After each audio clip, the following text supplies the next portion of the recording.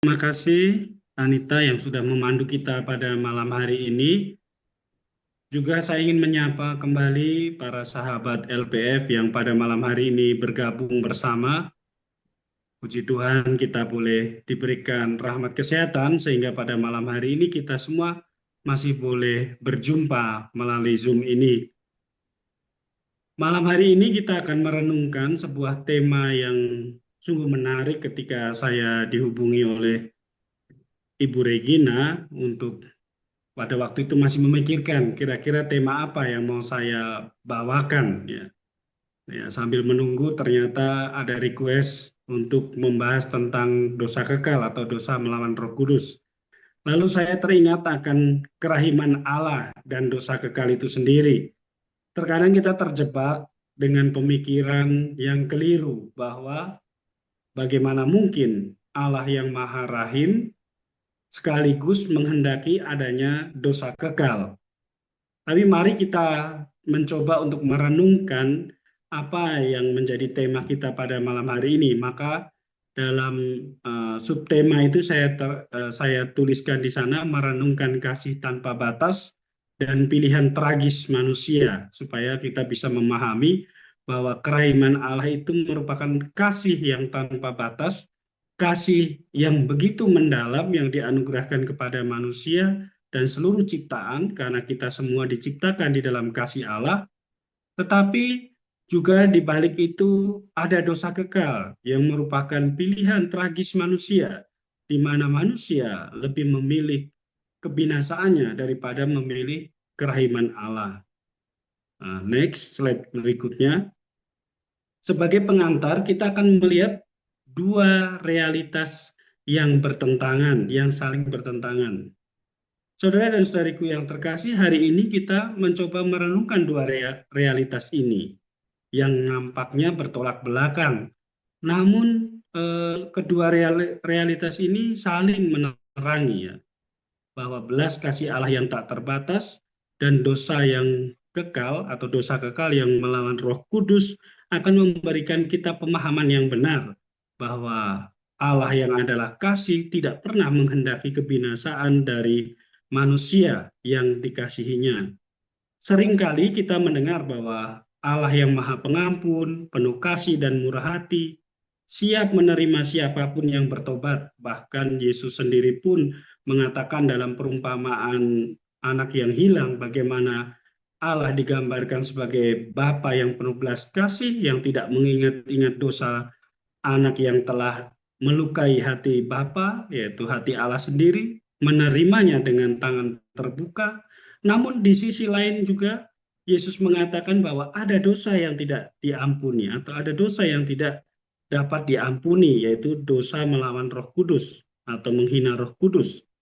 Dikatakan bahwa Allah itu siap menerima siapapun yang bertobat. Namun dalam Markus bab 3 ayat 29, Yesus mengatakan bahwa ada satu dosa yang tidak akan diampuni, yaitu dosa terhadap Roh Kudus. Hal ini tentunya menggelisahkan kita. Apakah mungkin ada dosa yang begitu berat sehingga belas kasih Allah sampai tidak bisa menjangkaunya? Next. Untuk memahami ini kita perlu menggali lebih dalam tentang apa itu belas kasih Allah dan apa yang dimaksud dengan dosa terhadap Roh Kudus atau yang oleh tradisi gereja dirumuskan dalam 6 bentuk dosa kekal. Jadi ini sangat penting bahwa ada 6 bentuk dosa kekal yang dirumuskan dalam tradisi gereja yang bisa dikatakan dosa itu adalah dosa melawan Roh Kudus sehingga tidak dapat diampuni. Coba kita menggali lebih dalam dengan merenungkan sabda Tuhan ya dalam Injil Markus bab 3 ayat 28 sampai dengan ayat 30. Aku berkata kepadamu, sesungguhnya semua dosa dan hujat anak-anak manusia akan diampuni. Ya, semua hujat yang mereka ucapkan. Tetapi apabila seorang menghujat Roh Kudus, ia tidak dapat ampun selama-lamanya, melainkan bersalah karena berbuat dosa kekal. Ia berkata demikian karena mereka katakan bahwa ia kerasukan roh jahat. Informasi yang dapat kita peroleh dalam Injil Markus bab 3 ayat 28 sampai 30 mengindikasikan dua hal ini. Di satu pihak, Tuhan itu Maha Rahim dengan mengampuni semua dosa manusia. Bahkan dikatakan semua dosa dan hujat anak-anak manusia akan diampuni. Semua dosa. Lalu ayat yang 29 ke 29 dikatakan bahwa menghujat Roh Kudus adalah dosa yang tidak dapat diampuni. Seolah-olah di sini kita ditampilkan dua hal yang saling bertentangan. Ayat 28 mengatakan semua dosa, tetapi ayat 29 mengatakan bahwa ada satu dosa yang kekal atau yang tidak dapat diampuni, yaitu dosa menghujat Roh Kudus. Mari kita lihat sejenak tentang dua hal ini. Sebenarnya ayat 28 menampilkan bagaimana kerahiman Tuhan itu bagi manusia, bahwa Allah akan selalu mengampuni manusia, yang mau bertobat. Sedangkan ayat 29 mau mengatakan bahwa ada dosa menghujat Roh Kudus, yaitu dosa yang kekal, artinya bahwa dosa itu adalah dosa yang bila mana orang itu melakukan dosa itu, dia tidak mau menerima atau orang itu tidak mau memberikan dirinya untuk diampuni dari dosa-dosanya, maka dosa itu disebut sebagai dosa kekal. Atau dalam kata lain, orang tersebut yang melakukan dosa, yang melawan Roh Kudus itu atau menghujat Roh Kudus itu artinya dia dengan sadar, tahu dan mau terus berbuat dosa sehingga dosanya itu tidak mendapatkan ampun. Nanti bagaimana proses itu bisa terjadi, kita akan lihat dalam permenungan selanjutnya. Dan ayat 30 diperjelas lagi, dikatakan demikian, bahwa ia berkata demikian, maksudnya Yesus berkata demikian karena mereka, yaitu lawan dari Yesus atau lawan yang selalu menghalang-halangi kebenaran yang digambarkan sebagai orang Farisi dan ahli Taurat itu mengatakan bahwa ia kerasukan roh jahat. Setelah melihat betapa banyak mujizat yang dilakukan oleh Tuhan Yesus, tetapi hati mereka keras dan mereka tidak mau percaya pada kebenaran. Ini adalah salah satu indikasi dosa yang tidak bisa diampuni, adalah dosa melawan kebenaran. Meskipun tahu bahwa yang dilakukan itu salah, tetapi terus melakukan kesalahan itu, berarti orang itu sedang melawan kebenaran. Karena dia tahu dan mau. Dia tahu bahwa yang dilakukan itu tidak benar, tetapi dia terus melakukan hal yang tidak benar itu karena demi kesenangan mungkin, atau karena demi hal-hal lain, sehingga dosanya itu tak terampuni. Next, pada slide selanjutnya kita akan melihat 6 dosa kekal. Sebelum nanti masuk ke dalam pembahasan lebih lanjut tentang 6 dosa kekal ini, kita akan melihat satu persatu apa saja itu dalam tradisi gereja yang dikelompokkan sebagai 6 dosa kekal. 3 dosa pertama adalah dosa yang selalu dibuat oleh mereka yang tidak mengakui Allah. Sedangkan 3 berikutnya, 4, 5, 6 adalah biasanya dilakukan oleh mereka yang mengakui Allah secara salah atau orang yang beriman tetapi secara salah. Yang pertama adalah putus asa akan keselamatan. Lalu yang kedua adalah keangkuhan rohani. Yang ketiga, menentang kebenaran yang diketahui. Dan keempat itu adalah iri hati atas rahmat yang diterima oleh orang lain. Persis yang dibuat oleh orang Farisi dan ahli Taurat. Mereka tahu betul bahwa Yohanes Pembaptis yang besok kita rayakan hari kelahirannya penuh dengan rahmat Allah, tetapi karena iri hati dan kecemburuan mereka menolak kebenaran itu. Lalu dosa yang kelima adalah kekerasan hati dalam pertobatan. Ya, biasa orang-orang ini merasa dirinya selalu benar, orang yang beriman menganggap orang lain salah sehingga dia tidak memerlukan pertobatan, bahkan tidak mau bertobat. Dan yang keenam adalah penolakan terhadap rahmat Allah yang menyelamatkan. Sehingga ketika menolak rahmat pertobatan, artinya juga menolak rahmat Allah yang menyelamatkan. Karena melalui pengampunan dosa seperti apa yang dikatakan oleh Yohanes, kita menerima rahmat keselamatan. Next. Belas kasih Allah adalah jantung dari kabar gembira. Jadi seperti apa yang dikatakan oleh Tuhan Yesus sendiri dalam ayat yang ke-28 bahwa semua dosa dan hujat anak manusia akan diampuni. Itu artinya bahwa belas kasih Allah itu menjadi sebuah jantung atau menjadi pusat dari pewartaan.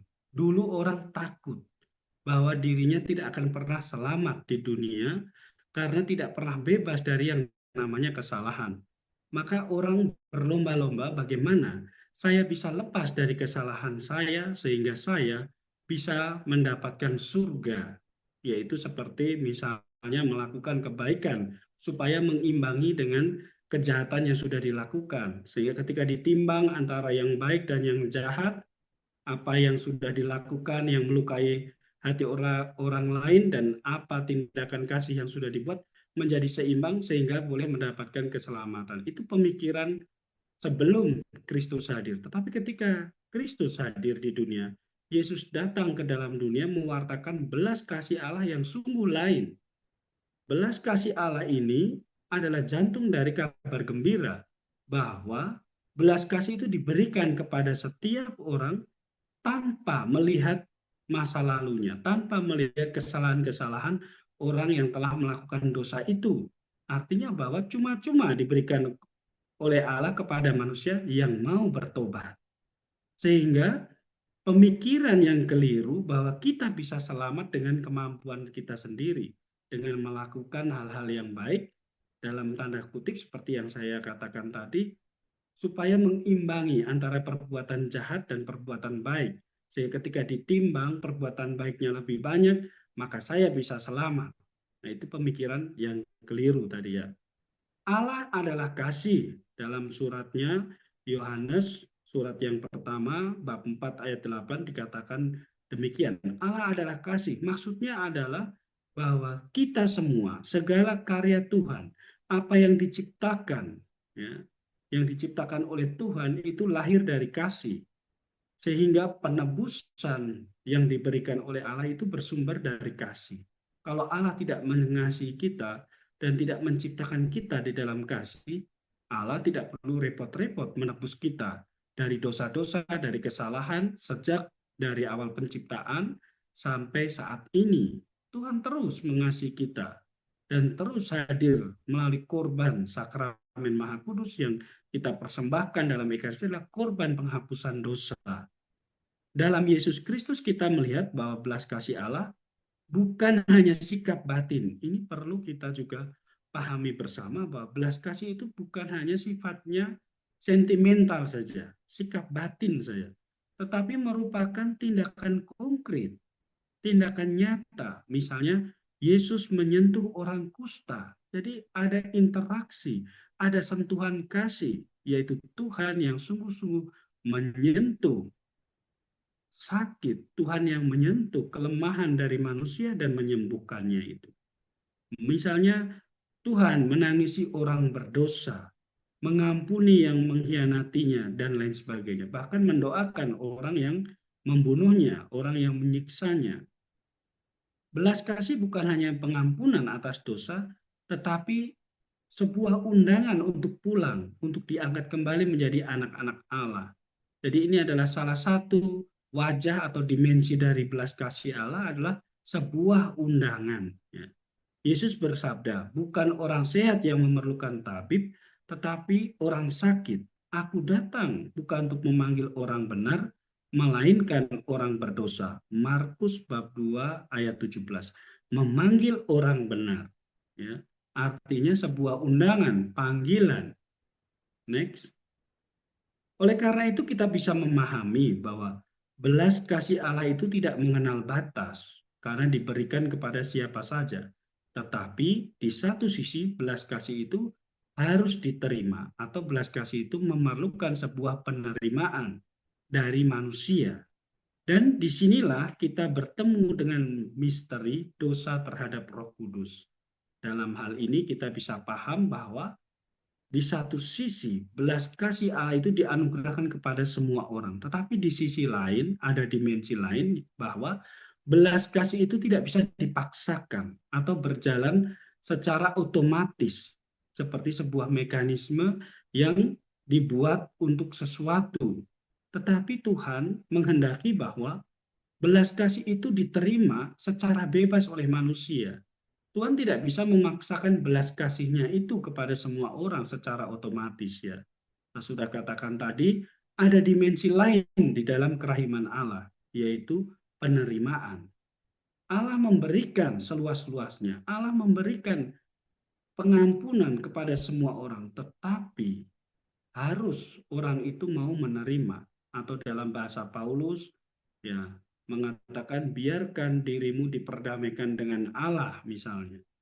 Itu adalah sebuah bahasa undangan di mana setiap orang yang sudah dianugerahi Allah, yaitu rahmat belas kasih-Nya, rahmat pengampunannya, tetapi juga diundang sekaligus untuk membuka hati dan menerima rahmat itu. Dan dikatakan di sini kita bertemu dengan misteri dosa terhadap Roh Kudus. Itu yang seperti apa? Mari kita lihat selanjutnya dalam slide yang berikutnya. Yesus menyebut dosa terhadap Roh Kudus itu sebagai dosa yang tidak bisa diampuni.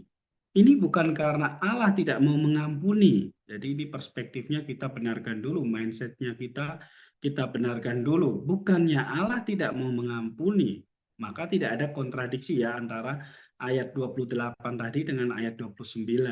Bukan karena Allah tidak mau mengampuni. Tadi di ayat 28 dikatakan bahwa semua dosa dan hujat anak manusia akan diampuni. Akan diampuni. Tidak mungkin tidak diampuni. Pasti diampuni. Ya, tadi dikatakan demikian. Bukan karena Allah tidak mau mengampuni, tetapi karena manusia menolak untuk diampuni. Maka dibenarkan juga ayat 29. Ada dosa yang tidak bisa diampuni, yaitu dosa menghujat Roh Kudus. Karena apa? Karena manusia menolak untuk diampuni.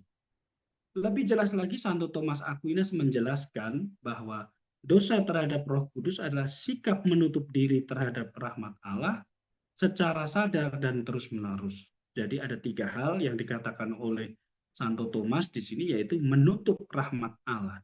Sehingga kita menganggap bahwa tidak ada lagi harapan yang bisa kita buat. Itu menutup rahmat Allah. Bahwa ketika saya berdosa, saya putus asa, dan saya merasa bahwa percuma saja saya mengaku dosa, percuma saja saya berusaha, karena toh saya akan berdosa lagi. Sehingga untuk apa saya mengaku dosa, dan untuk apa saya berusaha untuk menghindarkan diri dari dosa-dosa itu. Toh dosa-dosa itu juga saya senang misalnya. Oleh karena itu, tindakan ini sebenarnya menutup diri terhadap rahmat Allah. Lalu secara sadar dan terus-menerus, karena setiap dosa bisa dikatakan sebagai sebuah dosa karena itu dilakukan secara sadar, secara etika, orang dengan kehendak bebas mau melakukannya itu. Orang melakukan itu karena dia tahu sebenarnya bahwa itu tidak baik, tetapi karena menyenangkan, karena mungkin memberi keuntungan dan lain sebagainya, maka dia dengan sadar tahu dan mau melakukan itu. Lalu yang berikutnya, yang paling parah adalah terus-menerus. Meskipun kita melakukan dosa, ya, dosa yang secara sadar tadi, ya, namanya dosa pasti dilakukan secara sadar, kecuali ya kelalaian. Tapi kalau memang betul itu adalah dosa, maka dilakukan secara sadar, secara tahu dan mau dengan kebebasan hati. Nah, ketika di suatu titik saya melakukan dosa seberat apapun, tetapi di satu titik saya mau berhenti. Saya mengatakan bahwa saya bersalah. Saya sudah melangkah terlalu jauh. Saya sudah melakukan hal yang sangat tidak pantas, yang menghina Tuhan. Maka saya mau bertobat. Pada detik itu kita mendapatkan rahmat pengampunan. Tetapi kalau dosa itu dilakukan secara terus-menerus, tanpa ada pertobatan sama sekali, artinya bahwa dia berulang terus ya. Tidak ada perasaan bersalah, bahkan tidak ada perasaan saya ingin bertobat, berhenti, dan lain sebagainya, maka dosa itu menjadi dosa kekal. Oleh karena itu, bukan seberapa besar nilai dosanya, kualitas dosanya, tetapi seberapa besar ya pertobatan kita yang akan memutus, menghentikan dosa kekal itu. Jadi kalau kita tidak pernah memutus rantai tadi, ya terus bergulir yang kita lakukan secara terus-menerus, akan menjadi dosa kekal. Tetapi kalau kita bisa memutus dan berhenti, oleh karena itu belas kasih Allah tadi yang dikatakan ya,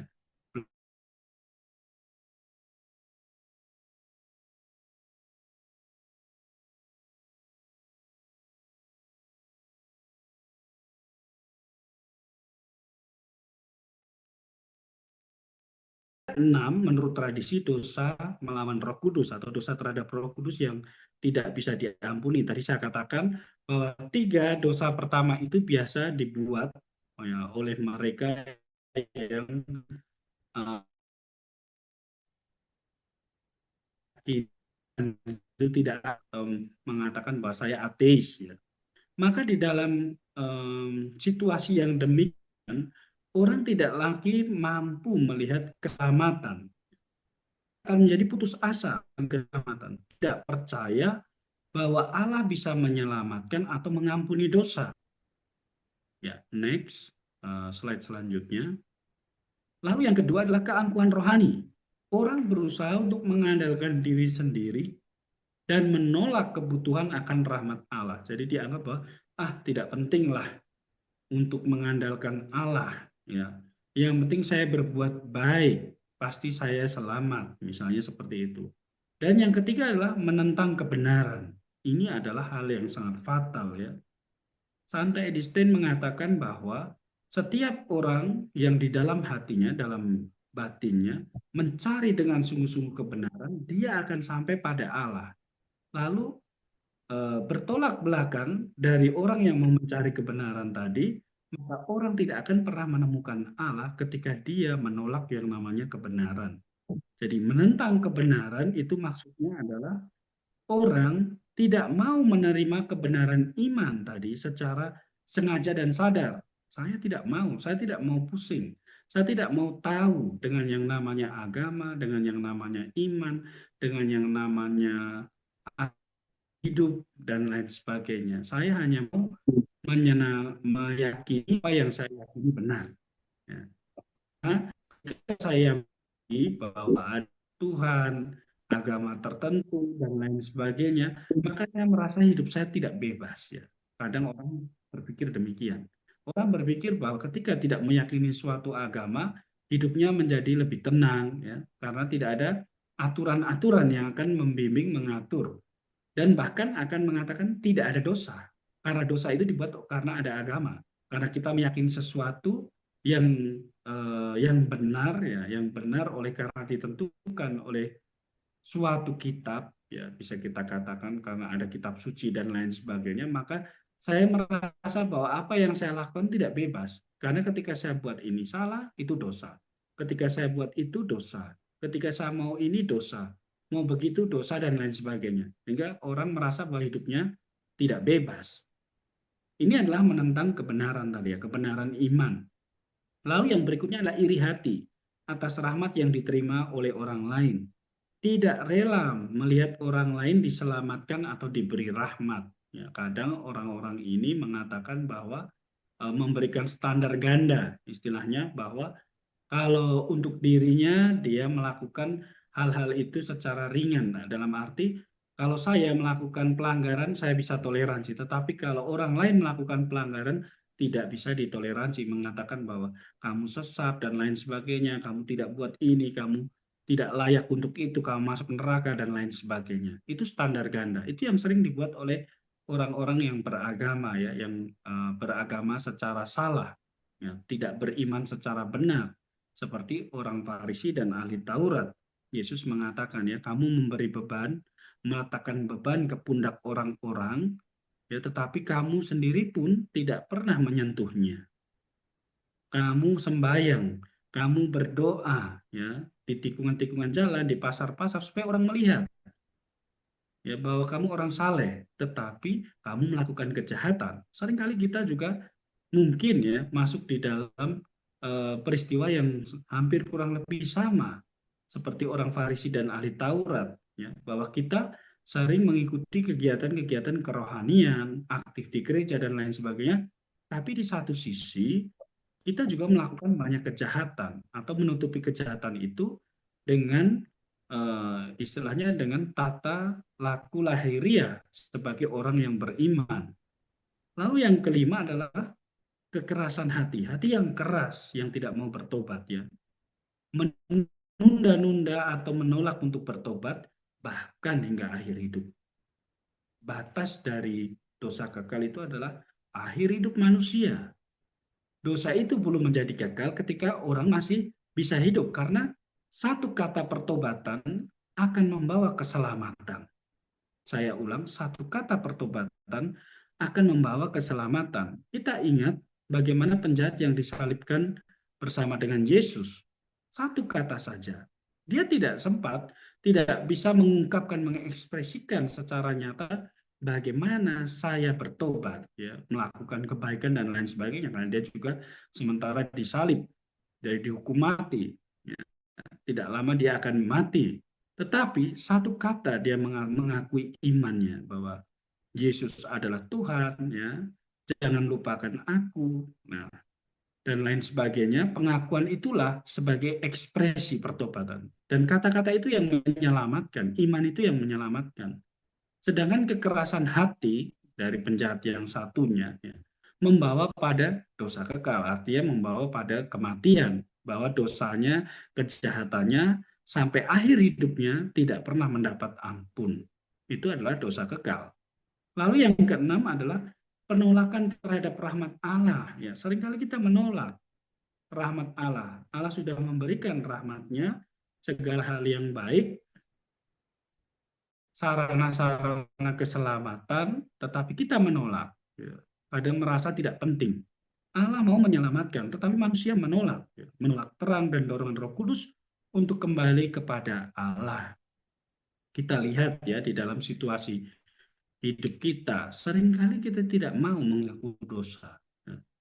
Kita menganggap bahwa mengaku dosa itu sesuatu hal yang tidak kita perlukan. Bahkan ketika orang datang untuk mengajak, mari kita mengaku dosa, kamu sudah sakit dan lain sebagainya, tapi kita tetap bersikukuh, menolak. Untuk apa saya mengaku dosa? Saya tidak berdosa, saya tidak bersalah, dan lain sebagainya dengan 1001 alasan. Ya.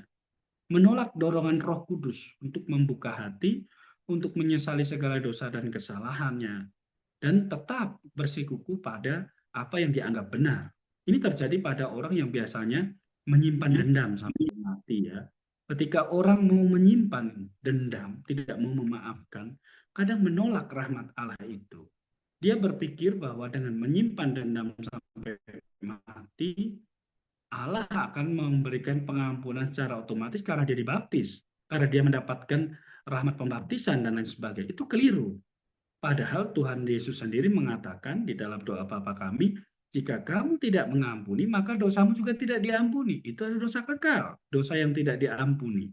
Dosamu yang banyak yang tidak diampuni itu akan menjadi dosa kekal sampai akhir hayatmu karena kamu tidak mau mengampuni. Karena kamu melawan atau menolak dorongan Roh Allah, Roh Kudus. Next. Semuanya ini yaitu 6 dosa ini adalah ekspresi penolakan aktif. Jadi penolakan secara aktif yang dilakukan oleh manusia terhadap karya Roh Kudus yang membimbing manusia kepada pertobatan. Ingat apa yang dikatakan oleh Tuhan Yesus, aku akan mengutus Roh Kudus yang akan menginsafkan kamu terhadap dosa, ya, dan akan mengingatkan kamu tentang apa yang aku ajarkan, apa yang sudah aku katakan. Itu adalah tugas Roh Allah, Roh Kudus, membimbing manusia kepada pertobatan dan iman. Maka dosa ini menjadi kekal bukan karena Allah menutup pintu pengampunan. Jadi dosa kekal itu bukan karena di pihak Allah, Allah menutup pintu kerahiman, tetapi ironi yang dilakukan oleh manusia yaitu karena manusia sendiri membanting pintunya dari dalam atau mengunci pintunya dari dalam. Sehingga manusia tidak mau menerima Allah, tidak mau menerima Roh Allah yang akan membimbing, membawa pada keselamatan. Jadi dosa ini menjadi kekal bukan karena Allah menutup pintu rahmat pertobatan, Allah menutup pintu rahmat pengampunan, tetapi manusia sendiri yang menutup dirinya dan tidak mau diperdamaikan dengan Allah. Next. Dan belas kasih Allah itu selalu memanggil untuk kembali pulang. Ya, untuk jalan pulang selalu terbuka bagi mereka yang mau mendengarkan dorongan dari Roh Allah. Saudara dan saudariku yang terkasih, pesan Injil tidak pernah berakhir pada ancaman. Ya, kita ingat bagaimana peristiwa Yunus yang diutus ke Niniwe, ya, bahwa pesan pesan dari Allah, pesan pertobatan itu, pesan hukuman itu tidak merupakan sebuah kata akhir. Ya, tadi dikatakan bahwa pesan Injil tidak pernah berakhir pada ancaman, melainkan selalu pada harapan.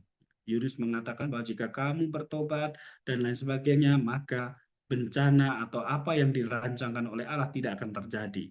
Dan betul, ketika orang-orang Niniwe bertobat, maka bencana itu apa yang hukuman yang sudah dirancangkan oleh Allah itu tidak terjadi.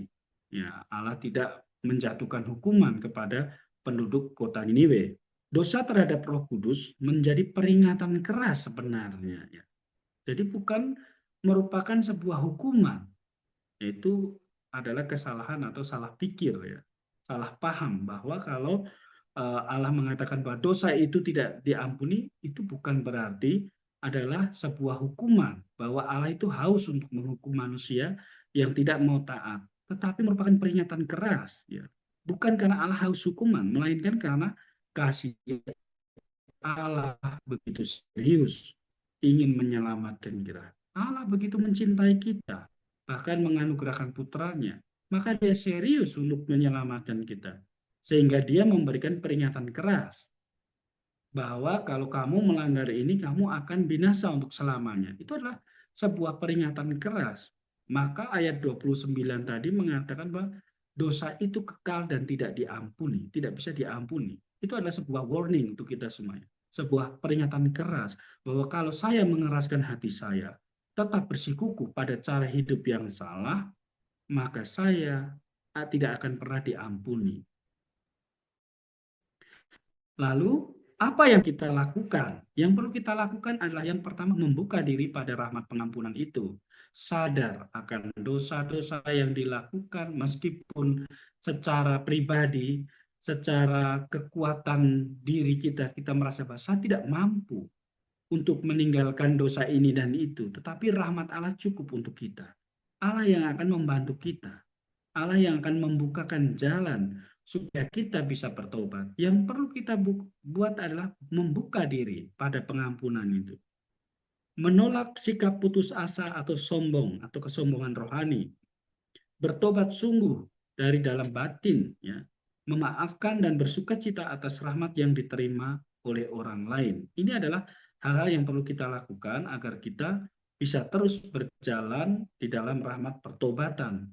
Karena pertobatan itu bukan selesai di kamar pengakuan dosa, atau pertobatan itu selesai ketika kita sudah mengakuan dosa dan memiliki niat yang baru, berusaha untuk tidak berbuat dosa lagi. Tetapi pertobatan itu berlangsung secara terus-menerus, dilakukan terus-menerus, bukan sekali untuk selamanya, tetapi harus diperbaharui setiap hari. Next. Sebagai penutup, saya ingin menyampaikan atau mengulang apa yang dikatakan oleh Santa Teresa kanak-kanak Yesus, bahwa suatu perbuatan yang luar biasa jika tanpa kasih sama sekali tidak berarti. Jadi suatu perbuatan yang luar biasa, yang hebat, puasa, ya, doa-doa yang panjang, amal kasih yang mungkin kita bisa memberikan setengah harta kita untuk orang-orang miskin, ya. Tetapi kalau tidak dibuat dengan kasih, sama sekali tidak ada faedahnya atau tidak berarti apa-apa. Jika kita mengaplikasikan apa yang dikatakan oleh Santa Teresa ini kepada di dalam tema yang sedang kita bicarakan, maka bisa kita mengerti secara demikian. Maka jika kita mau merendahkan hati, maka tidak ada dosa sekelam apapun yang lebih besar daripada belas kasih Allah. Sama sekali tidak berarti kalau kita tidak mau merendahkan diri, pada cinta kasih Allah, pada belas kasih Allah. Maka saudara dan saudariku, seberat apapun, sekelam apapun hidup kita saat ini, mari kita semua merendahkan diri kita di hadapan belas kasih Allah dan membuka diri kita agar kita boleh diperdamaikan dengan Allah sendiri. Terima kasih. Saya kembalikan kepada Anita untuk selanjutnya. Terima kasih.